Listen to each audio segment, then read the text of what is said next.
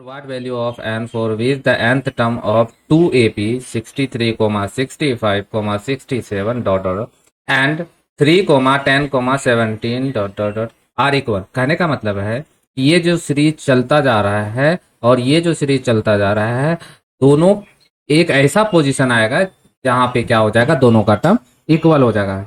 ऐसा इसलिए हो सकता है क्योंकि देखिए इसके बीच का डिफरेंस 2 है और इस सीरीज के बीच का डिफरेंस कितना है, 7 है। तो पॉसिबल है कि दोनों जो है nth टर्म अभी निकालेंगे तो उसमें पता चल जाएगा कि कितने नंबर पे जाके दोनों का नंबर जो है सेम आ जाएगा। चलिए शुरू करते हैं। चलिए पहला सीरीज है हमारा 63, 65, 67। चलिए पहला सीरीज है हमारा 63, 65, 67। अब हम लिख देते हैं इसमें है 63, एक्चुअल में ये A1 हुआ और A2 क्या हो गया हमारा, A2 हो गया हमारा 65। तो हमारा D क्या हो जाएगा, D का फॉर्मूला क्या है, A2 minus A1 equal to 65 minus 63 equal to 2 लिख के दिखाना पड़ेगा। और nth टर्म के लिए बोला है तो इसका an कितना हो जाएगा, जैसा कि फॉर्मूला जानते हैं an बराबर क्या होता है, first term plus d into n minus 1 और इसे में बिठाएंगे तो हो जाएगा 63 प्लस 2 इंटू n माइनस 1।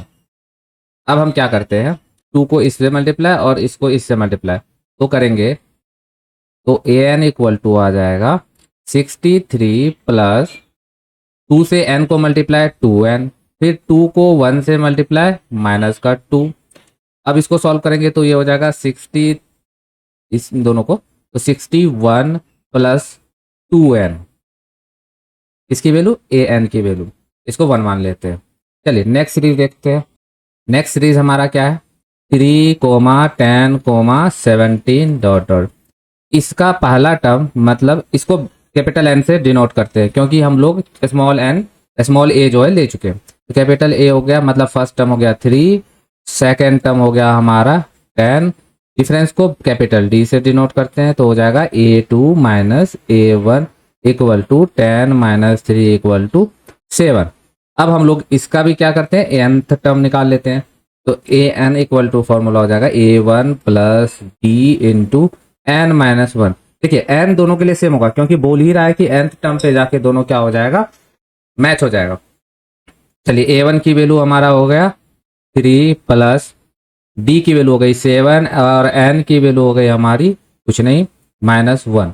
अब सेम तरीके से 7 को n के साथ और एक बार 7 को माइनस 1 के साथ तो ये हो जाएगा हमारा 3 प्लस 7 n माइनस 7। अब इन दोनों को सॉल्व करेंगे तो आ जाएगा 7n माइनस का 4, इसकी वैल्यू an की वैल्यू, इक्वेशन सेकेंड। क्योंकि दोनों बराबर है क्वेश्चन के अनुसार तो हम लोग क्या करेंगे, लिखेंगे ATQ।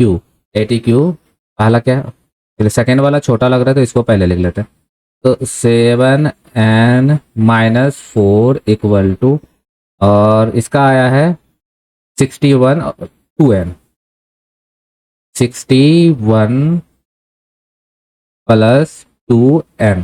इससे पहले ये भी लिखना पड़ेगा an इक्वल टू an, यही बोला है कंडीशन।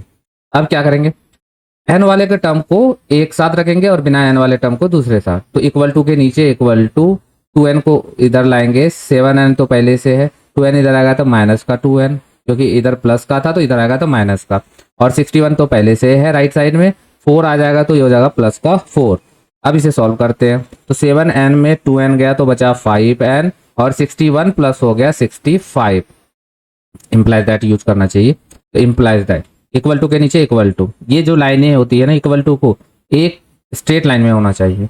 चलिए n के साथ 5 मल्टीप्लाई में है, इस साइड जाएगा तो क्या हो जाएगा डिवाइड में, और 5 13 जा 65 तो n की वैल्यू आ गई 13। मीन्स 13th टर्म जो होगा वो ऐसा होगा कि दोनों सीरीज के लिए सेम होगा।